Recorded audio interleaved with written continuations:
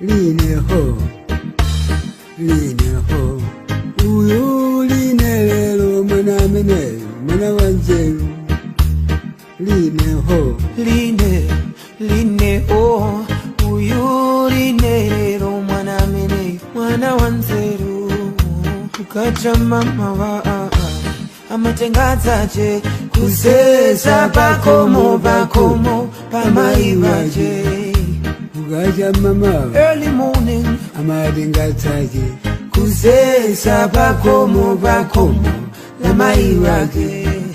Magolo aline amuyamikira akuti line lelo mwana mene, mwana wanzeru. magolo aline amuyamikira akuti line lelo mwana mene, mwana wanzeru. Line ho, uyu line lelo mwana mene, mwana wanzeru. Line ho,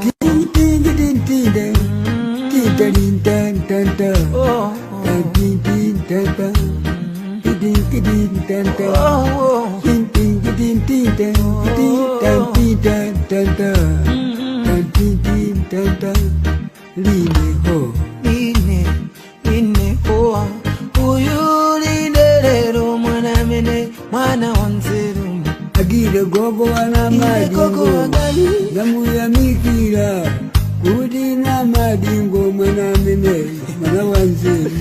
Agire gogo wana madingo namuyamikira kuti na madingo mwana mene mwana wanzeru. simuku na mago Talizina ne malota ine bambo wanga tandisi ndasalandeka.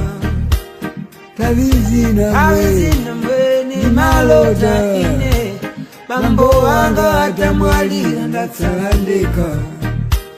Gondo mama une mama mwe, gondo mama chalamanda tafera moenda we. Gondo mama une mama mwe, gondo mama chalamanda utafera moenda we.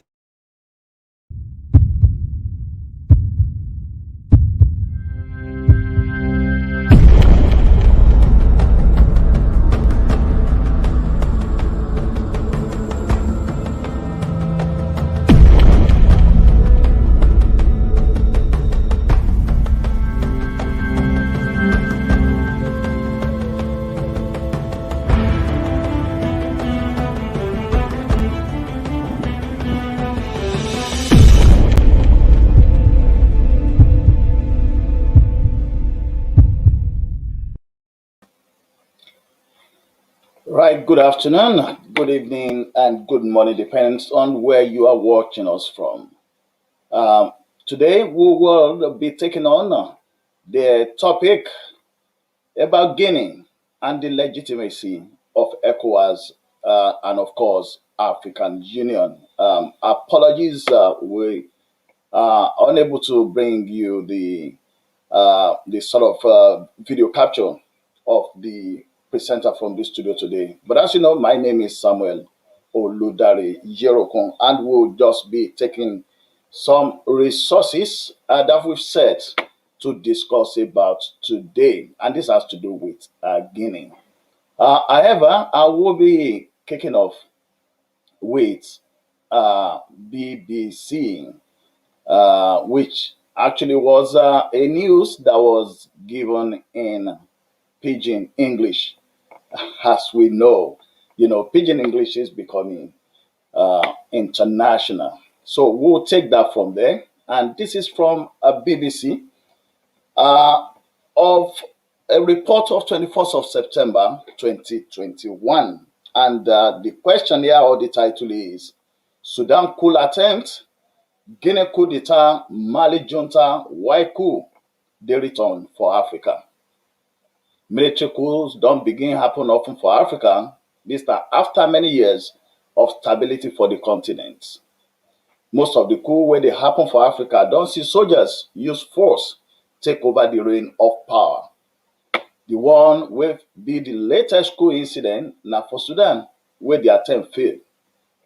Just less than 1 month ago, now soldiers for Guinea wey kidnap their president Alpha Conde for coup.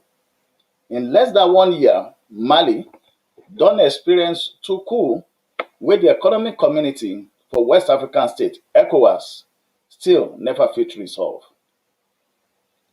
And the real next question is, why coup dey happen for Africa? Anytime wey soldiers successfully carried out any coup, dem dey blame on corruption. Others dey talk say na sake of poverty and the need to unite the country. African countries don get condition wey dey common for coups, like poverty and poor economic performance. When coup happen for one country, e dey make the thing happen for other countries, Jonathan Powell tell BBC. This research work wey cover 19 African countries, so 6 out of 10 further confirm say corruption na major reason wey coup plots dey give a confirm wetin Powell talk. Tori about coup for Africa. Nigeria na one country wey get reputation for military coups, but this coup start to happen after independence, and na 8 don happen wey lead to the emergence of General Sani Abacha for 1993. But Sudan na the country with the highest number of coups, with 15 incidents. 5 of them dey successful. The latest one happened for 2019 with the removal of Omar al-Bashir as head of state. According to one result, na 80 successful coups don happen for sub-Saharan Africa. 100 coup attempts wey happen between 1956 and 2001 don fail, the report show. Uganda, Cote d'Ivoire, Niger, Sierra Leone, Rwanda, Zimbabwe na some other African countries wey don experience coup. So na that one wey we take start this session, and that na BBC report for 21st September 2021. And the title will be Sudan coup attempt, Guinea coup d'etat, Mali junta, why coup dey return for Africa.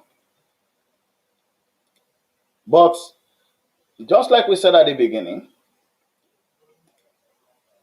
the focus today is on Guinea. And is ECOWAS or AU losing legitimacy?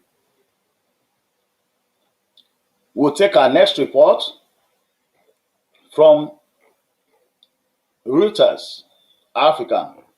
Guinea junta brushes off impact of ECOWAS sanctions. If you have been following the news, the response of ECOWAS to the coup in Guinea was the suspension of Guinea from the body and the threat to further impose sanction on Guinea. But there was a response. Now there's one claimed response, but I'll take the Reuters one first, then we'll go to the one which was sent to us today. So this comes under the caption, Guinea junta brushes off impact of ECOWAS sanctions. And this is Conakry, September 18th. That's the report. The leader of Guinea's recent coup told a delegation of West African leaders he was not concerned about new sanctions imposed by the regional bloc to pressure a swift transition to constitutional rule, the junta spokesman said on Saturday. The Economic Community of West African, ECOWAS, agreed on Thursday to freeze the financial assets of the junta and their relatives and bar them from traveling in response to the September 5 ouster of President Alpha Conde. Co-leader Mamadi Doumbouya has struck off the move, telling high-level ECOWAS envoys that as soldiers, their work is in Guinea and there is nothing to freeze in their accounts, Junta spokesman Amara Kamara said at a briefing. The comment was made at talks between Doumbouya and the Ivorian and Ghanaian president Alassane Ouattara and Nana Akufo-Addo, who visited Conakry on Friday in an unsuccessful effort to secure Condé's release. The bloc's decision to impose sanctions reflects members' desire to deter a further democratic backslide in the region after four military-led coups in West and Central Africa since last year. They have demanded a 6-month transition in Guinea. In response, Doumbouya told the delegation the will of the Guinea people should be taken into account, Kamara said. Over the past week, the junta has had consultations with public figures and business leaders to map out a framework for a transitional government. It has not yet recommended on the result of these talks or said what timeline it has in mind for the transition. ECOWAS' credibility in Guinea has been strained since 2018 when the bloc failed to condemn Condé for running for a third term in office last year, despite a law declaring that president must step down after two, that is, after 2 terms. And that's bringing us to the core of our live streaming for today. Is ECOWAS and, of course, African Union losing credibility in Africa? One of the statements that has been mentioned by the leader of the coup in Guinea was that when African leaders are messing up, so to use that language, that the ECOWAS and the AU that should call them into order always fail in their responsibility. But as soon as those leaders are removed through a coup, then ECOWAS and AU will come with threats to the coup plotters or to the new government. I don't know whether that is also your view about this, because this has been going on for a while, for some time, that should ECOWAS and, of course, African Union be getting involved with countries where the leaders are misbehaving, just to use the Tambo Mbeki's statement at the 2014 African Leadership Conference. When African leaders are misbehaving, should the ECOWAS and the AU step in to warn those leaders or to show to the people of those countries that the EU and ECOWAS are taking on that precedent, whether it's the issue about corruption, or when you look at that of Guinea, where the president, after serving 2 terms and should have stepped down, made an attempt to change the constitution and, of course, won the election. Should ECOWAS and AU be at the forefront of calling these leaders into account when they are messing up, when they are misbehaving? I will use that. And of course, I will be playing us the 2014 conference of African leadership, where there was a discussion of the type of Africa that we want. But do drop your views on our comment box of what you think. Should ECOWAS and AU be doing more, especially in taking on government of African countries when they are misbehaving? We'll pick that up if you drop it for us, and I'll be giving you this video, and that is straight on from the leadership conference in 2014. We'll get that one in a minute.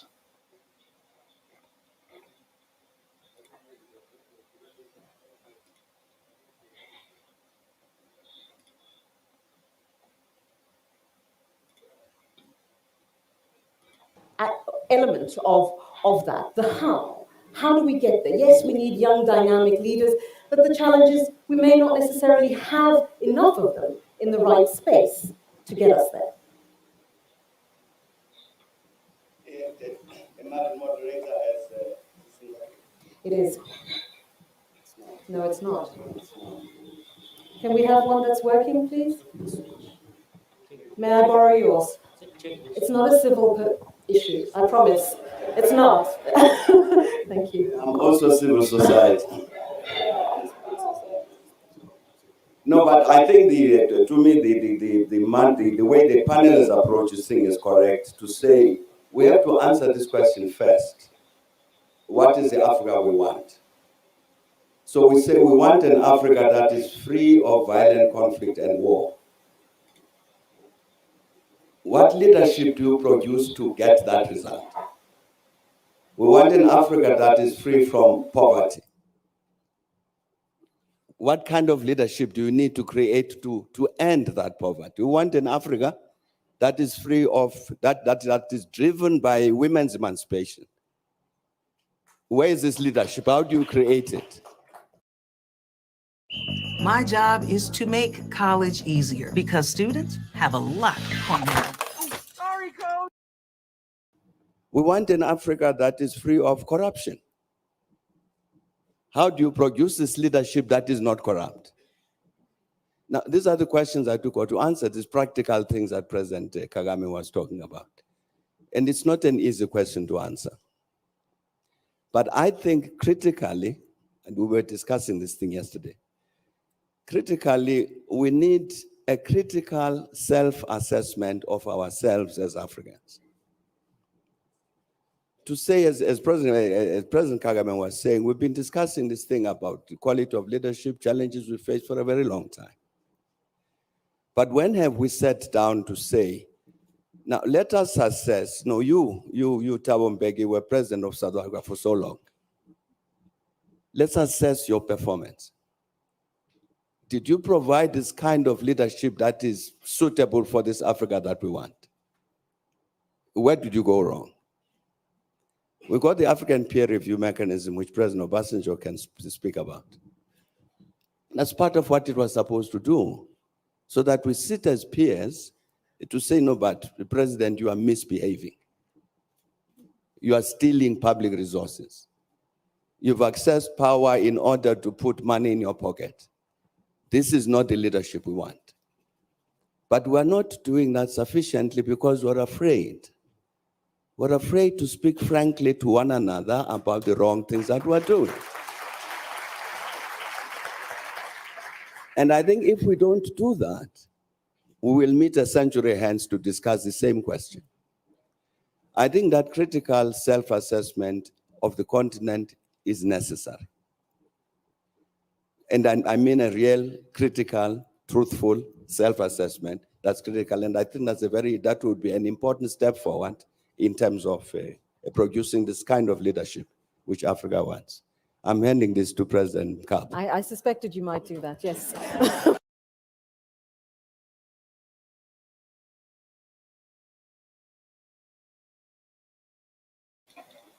Right. And that is the statement. Africa needs critical self-assessment. Like he said, our African leaders, even the leadership of ECOWAS and AU, are they afraid of calling African leaders, especially the ones that are misbehaving, of calling them to order? Is it only when there is coup?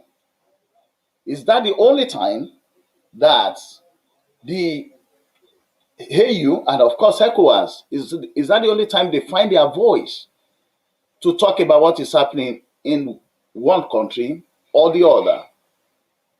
Now, I'm going to read a piece. This was sent to us this morning.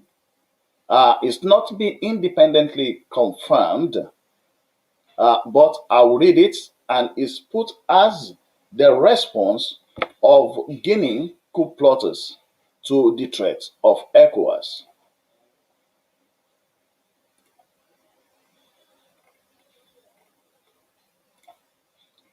Now, is under the title Updates from the Republic of Guinea. The Guinea military leader have spoken. We respect you as ECOWAS, but we will not take your orders. Don't assume powers you don't have. Guinea is an independent nation and not your family business where you will go around dictating. The army removed a dictator who changed our constitution to remain in power. The people are up to now celebrating his downfall. Why do you want us to restore his government? Yet people are against him. Go on the streets of Conakry and talk to people, and you will know their position. Please stop dictating. Don't lecture us on democracy. ECOWAS and AU are a batch of dictators with mentality of occupying and colonizing Africans. Dictators think they will rule African countries as if they are running their families. We are closely following the events in Uganda, and we have learned that Museveni hasn't slept ever since we took over power. He has been calling fellow dictators to undermine our leadership. Museveni should instead focus on his country and rebuild it, since he destroyed it long ago, to the extent that there is no constitutional order in Uganda. Museveni is the constitution in Uganda and is still protected by African Union, a batch of tyrants on our continent. Museveni family rule in Uganda. He dominates everything, and Ugandans have suffered under his hands. Dictator Museveni, who is writing missives against us, accusing us of being backed by Western powers, but he himself is the real agent of the Western powers. It was used to gather intelligence on Omar al-Bashir. It was used by the West to spy on Gaddafi, and he is still doing more for the West. If Museveni, is working for the West, he is the kind of puppet leader who doesn't know his place in history and is responsible for the death of Thomas Sankara and Patrice Lumumba. Museveni is a traitor to the new African order. If he continues his outbursts against us, we have more capabilities to undermine him on the African continent and beyond, including ending his tyrannical misrule in Uganda. For Museveni and his fellow African dictators at African Union, please stop interfering in the affairs of Guinea. Stop lecturing us on democracy. Stop your colonial mentality. Concentrate on fighting poverty in your countries and serving our people well on this continent. They are suffering. Museveni, you have tainted your legacy and you have destroyed all your achievement and credibility. Good leaders must learn to serve and retire peacefully. Now, the credits for the release of that report goes to Newswire, and that is based in Guinea. So with this, we come back to the question, is ECOWAS and AU losing legitimacy? Both the report from Reuters as well as the one from BBC, which was delivered in pidgin English, there's one question that African leaders have to answer. On what is their legitimacy rooted on?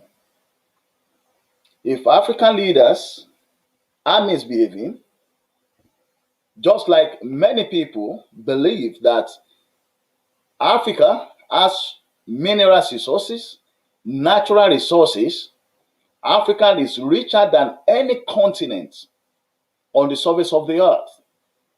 But the poorest of the poor is in Africa, not because of any other thing other than the actions and the activities of the leaders, both the democratic leaders and, of course, the military leaders of those era. Just like it was pointed out in the BBC report, there have been coups, and in the past 2 years, it seems that the coup is coming back to Africa. What do you think about this? Do you think if the African political leaders have taken over the electoral scene and they could always direct the result in their favor, would coup be a sort of a last resort? Do you support the action that has been taken by the coup plotters in Guinea? Do you think that coup is the best solution when democracy has failed in the fact that African leaders are enriching themselves at the expense of the people? And there is acute poverty in Africa, very high unemployment in Africa, but the leaders are living in luxury. Is coup an option? But remember, right at the core of today's live streaming is the question: is ECOWAS and African Union losing legitimacy because they failed to call misbehaving African leaders to order? Thank you for joining us today. My own name is Samuel Oludare Yerokun, and I'll be coming your way next week when we'll be taking on another session. Next week is going to be Mr. Femi again, Mr. Femi Odedeyi.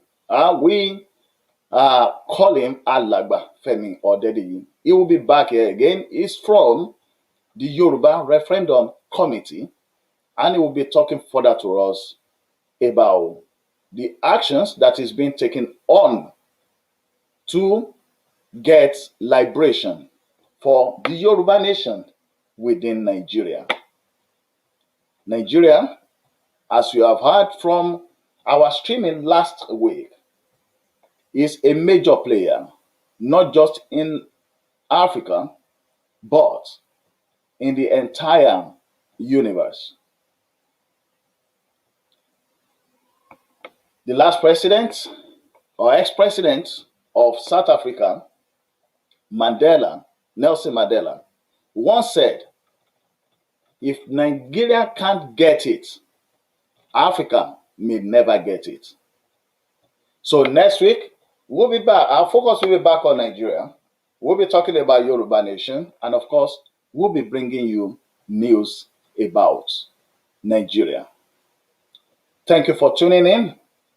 Remember that we're on YouTube as well as on Facebook. Just type in OY Media Scotland and you'll be right on there with us.